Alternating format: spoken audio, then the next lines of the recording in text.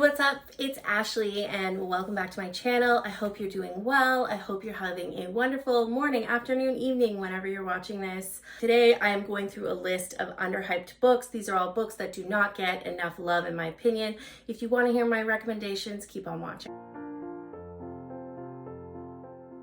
Before I get started with my book recommendations, if you could please take a moment to subscribe to my channel, that would mean the absolute world to me. Other ways that you can help me with my content is by leaving me a thumbs up, clicking that like button, and by giving me a comment on the video. Let me know what you think of this content. Let me know what you think of these books. Are you going to pick any of them up? What do you think is the most underhyped book that I should pick up? And it is sweater weather. It's the perfect time to cuddle up with a book, and what better book than one that has kind of escaped your notice. I'm going to bring it to your attention today. These are books that are completely underhyped in my opinion. The first one I want to talk to you about is a bit controversial. It got kind of bad reviews, and I think that is because the fan base was really expecting something different than this, and that is Book of Night by Holly Black. I was actually not a Cruel Prince fan. I'm not a Cruel Prince girly, Folk of the Air series girly, and I think that's partly why I like this book so much. I was not expecting fae bullying or fae romance at all. This is an urban fantasy. Our main character is kind of unlikable, a little bit morally gray. She's really good at stealing things, and this is all about her stealing a book. So there's also a very unique magic system in this world. There's a cool relationship between her and her sister.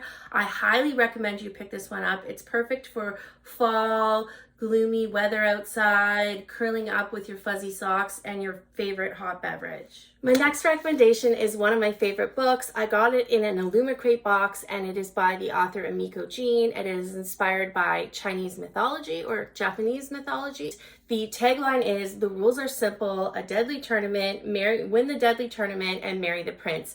So it's called Empress of All Seasons because there's different challenges that are in these rooms, which are all seasonally themed. So winter, spring, summer, fall, and I really loved it. It's a standalone book, which is always fun because there's so many series these days, and I feel like who has time to read all those series? This was a really lovely copy.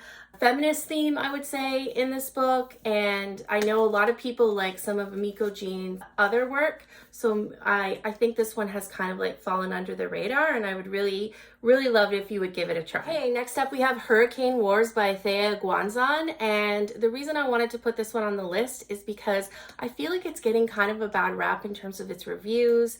I actually thought it was really well done. Yes, it is Reylo fanfic, but only in the sense of you have light and dark forces, you have an enemies to lovers matchup, you have like a tall, brooding hero, and then a more petite, feminine, although still feisty and stabby heroine. And this one is, if you can see on the cover, there's some flying ships. Yes, the magic system involves flying ships as well as dark and light magic. It also involves a lot of military political conflict, royalty, a lot of like training, a lot of training scenes if you like that type of thing, and some really good banter, of course.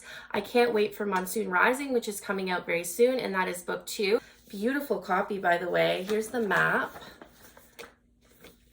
It's just a really good read. I think that I heard a few people say it's hard to follow and understand. I've got to disagree. I definitely think this one is worth your time.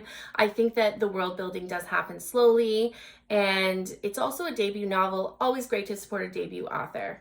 All right, next up, I have A Crown of Oaths and Curses by Jay Bree. So Jay Bree's Why Choose series got a lot of hype on Book Talk. I haven't seen this one get as much hype, and I think that is because it has a more gradual pacing. I said gradual, not slow. I don't want to use the word slow.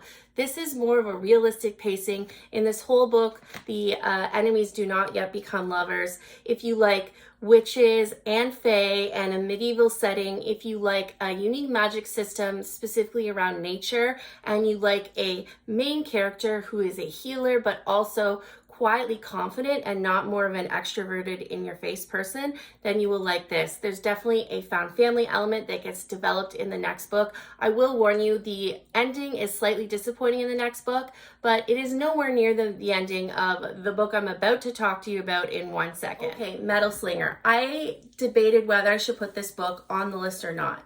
The reason I'm putting this here is because it deserves so much more love than, say, Quicksilver. Quicksilver is getting so much attention right now by Callie Hart. I'm going to link up above my detailed review video. I was disappointed with Quicksilver. Listen, if you want to read ACOTAR fanfic, go ahead, you read it. I would prefer, though, that you read something with a little more uniqueness, a little more substance, and pick up Metal Slinger. In Metal Slinger, you have two warring peoples, one of whom lose and then are forced to go live on water. Right away, that intrigued me, kind of like the vibe of like Fable, if you liked that book. And you also find out that the main character, is not who she has been brought up thinking she is. And there is a whole daring escape. There's a lot of scenes where they're trying to make it on a boat, just the two of them. Again, a unique magic system. Very enjoyable book. I highly recommend. Sorry, it's such a little shaky. My dog's sitting behind me and it's like shaking the camera. One thing I will tell you about Metal Slinger, the ending, I'm sorry, the ending is just poorly done. You can overlook that. The same as the previous series I just talked to you about, the ending in that book, or book 2 of that series, is also poorly done. But if the whole book is enjoyable, I still think that it's worth your time. Next up is Sisters Grimm, and this is by Mena Van Praag. And first of all, look at this beautiful edition. I have to read just a little bit of the writing so that you get the idea. So this story is of 4 sisters Grimm, daughters born to different mothers on the same day, each born out of bright white wishing and black-edged desire. In 33 days, the sisters will meet their father in the palace when they go to dream. Only then will they discover who they truly are. So this is a really interesting mashup between fairy tales and the real world. I absolutely fell in love with it. It has a bit of a feminist twist. It is got a lot of the different fairy tales all mixed in together. If that sounds up your alley, you really need to check out this book. I think it's really fallen under the radar. I have never heard anyone talking about it online, but it was a really entertaining read for me at a time when I was in a reading slump. And I guarantee you that once you start reading this, you will be rooting for the characters and rooting against the evil forces, and you will not be able to put it down until you reach the end. The next up, I do have the hard copy of the first 2 books in the series. The first one is called Blood Heir, and it is by Emily Wen Zhao. And in this book, you have a princess who is the daughter of the emperor. The emperor is killed, and so she's basically on a quest to figure out who killed her father. And through that quest, she comes into contact with Ramzan Quicktongue, and he is the other main character. And the kind of unique twist of this world, it's very kind of like Russian inspired and cold landscape, so great for reading around this time of year. And she is got this special power where she can control blood.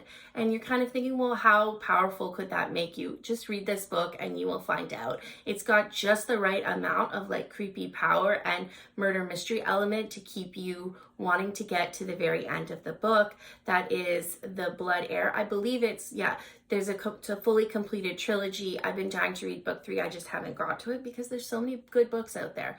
But I highly recommend that you pick this one up. Okay, the next 2 books I have not heard a lot about at all, and I was kind of surprised about that because the first books in this series were super popular. So you may recall Fable and Namesake, those iconic covers of half of a girl's face that fit together perfectly on your bookshelves. Fable is a story of a girl who is left on an island with a secret map etched into her arm. She is basically left to fend for herself. If she can get back to her father, she can get her inheritance. This was a super well done duology. This is one of my favorite authors. And there are 2 more books in the series that are set in this world, and those are the books that I want to recommend to you today. The Last Legacy, it involves some of the side characters that you get in this duology, and it is really well done, a really quick and easy read. I loved going back to this world of the Narrows, as it's called. The other book is called Saint, and that is the story of Fable's father. So it's essentially a prequel. It involves Fable's mother and Saint, her father, and how they meet and how they fall in love and what happens to them. At the beginning of Fable, the mother is already passed away. So this is kind of giving you the full backstory of the mother and the father, and it is really well done. The next and final recommendation I have for you for underhyped books is What Lies Beyond the Veil. This was a super spicy book that I actually prefer refer to a lot of books that are trying to do what this book was doing. This book is all about fated mates. You have a human who's oppressed, and there's a veil between her world and the Fae world, and the book starts when she's about to be executed and the veil drops and the Fae come invading into the human world.